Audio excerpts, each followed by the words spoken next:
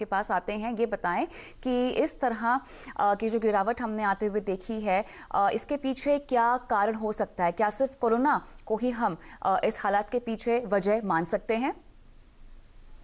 कविता, शुक्रिया। जी हाँ, कोरोना एक बहुत बड़ा रीजन है, क्योंकि हमने दुनिया भर में एक जिस तरह की लॉकडाउन की स्थिति आते हुए देखी है, जिसकी वजह से ट्रैवल, ट्रेड, ट्रांसपोर्टेशन सब कुछ यहाँ पर ठप हो गया है।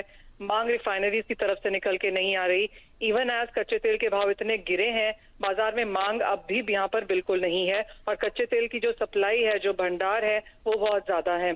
द रीजन हमने कल एक नेगेटिव आता हुआ देखा, वो इसलिए क्योंकि मई का जो WTI का कॉन्ट्रैक्ट है वो आज एक्सपायर हो रहा है, और एक्सपायरी में अगर आपने पोजीशन नहीं काटी तो आप डिलीवरीज में फंस जाते हैं, और इन स्तरों पर कोई खरीदना नहीं चाहता, क्योंकि स्टोरेज बहुत जल्दी जल्दी यहाँ पर भर रहे हैं, और जो भी स्टोरेज कैपेसिटीज हैं वो तेल की कंपनियां ऑलरेडी कॉन्ट्रैक्ट कर चुकी हैं। तो नया तेल अगर आप बाजार में लाएंगे तो उसको रखने की जगह नहीं है, इसीलिए लॉसेस पर और नेगेटिव में भी यहाँ पर कंपनियां कच्चा तेल बेच रही हैं। डिमांड डिस्ट्रक्शन तो यहाँ पर बहुत ज्यादा है ही, और दूसरी तरफ जो तेल की कंपनियां हैं वो बहुत जल्दी अपने आउटपुट में कटौती भी नहीं कर सकती हैं, क्योंकि इतना आसान नहीं होता है कच्चे तेल की कटौती का आउटपुट कम कर देना। उसको बंद करने में भी खर्चा होता है, उसको फिर से शुरू करने में भी खर्चा होता है। तो ये कंपनियों को प्लानिंग करके कच्चे तेल का जो उत्पादन है वो यहाँ पर कम करना होगा, और जैसे ये कंपनियां वो प्लान कर रही हैं, सामने मांग लगातार गिरती चली जा रही है, तो उस वजह से प्रेशर यहाँ पर कच्चे तेल में बरकरार है। इसके अलावा जो लॉन्ग स्क्वीज हैं, जिन्होंने कच्चे तेल में होल्डिंग्स ली हुई हैं, वो फटाफट से इस पोजीशन से निकलना चाहते हैं। तो चाहे वो हेजर्स हैं, स्पेक्युलेटर्स हैं, बड़े फंड हाउसेस हैं, सभी अपने कच्चे तेल की जो होल्डिंग्स हैं वो बेच रहे हैं। तो हमने एक मार्जिन कॉल्स के लिए बिकवाली आते हुए देखी, हमने एक बहुत बड़ी पैनिक सेलिंग भी यहाँ पर आते हुए देखी है। जिस तरह का ग्लोबल मार्केट्स में इकोनॉमिक डेटा है, सारा का सारा वीक है, और प्रेशर यहाँ पर कच्चे तेल में आगे जाकर भी बरकरार रह सकता है। अगर अभी आप कच्चे तेल के प्राइसेस देखें तो यहाँ पर फर्दर प्रेशर हमने आज फिर से बनता हुआ देखा है। संजीव भसीन लेकिन हमारे साथ हैं। संजीव, काफी ज्यादा प्रेशर कच्चे तेल में है, और उसका असर हमने ग्लोबल इक्विटीज और बाकी एसेट क्लासेस में भी आता हुआ देखा है। आज रुपए में रिकॉर्ड लोज पर क्लोजिंग हुई है। सबसे पहले कच्चे तेल के बारे में आपसे जानना चाहेंगे, आप इससे किस तरह के क्यूज ले रहे हैं, और आगे जाकर अब किस तरह का इम्पैक्ट यहाँ पर भारतीय बाजारों पे इसकी वजह से पड़ता हुआ नजर आएगा?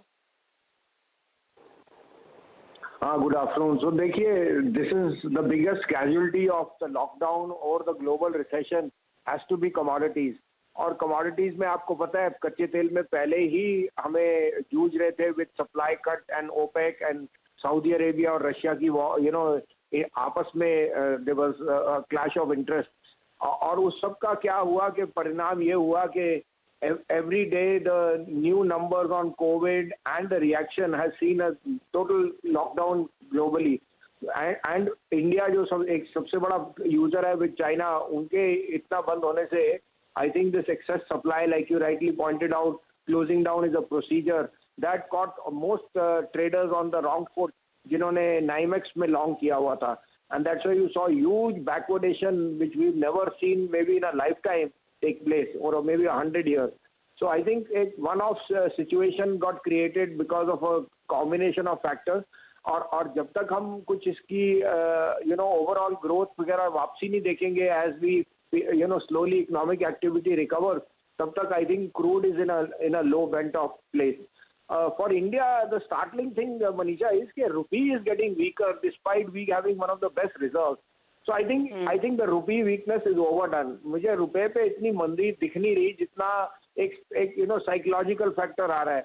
लोअर क्रूड का सबसे बड़ा अगर बेनिफिशियरी कोई देश है तो वो इंडिया है, being the largest importer and the maximum जो हमारी डॉलर आउटेज होती है is more on gold and oil. तो I think the rupee weakness मेरे हिसाब से बहुत ज्यादा ओवरडन है, and I am not bearish on the rupee at all. In fact I think ये एक अगर कोई फ्रेश एंट्री कर रहा है तो फॉर एनआरआईज और for overseas fund this would be one of the best opportune time to invest in India.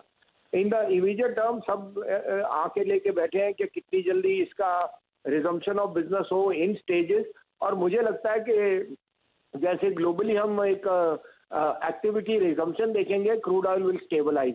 On the positive side, अगर ऑयल यहीं रहेगा for the next few months, जो मुझे लगता है, so it can't be in a better position for both our fiscal and current account, which over the next few months or 6 months will be in a very very sweet spot के हमारा outflow on crude will be at the lowest. बिल्कुल देखना होगा। बहुत बहुत शुक्रिया आप दोनों का ही इस स्थिति को समझाने के लिए। और फसलों की कटाई के लिए किसानों को लॉकडाउन में छूट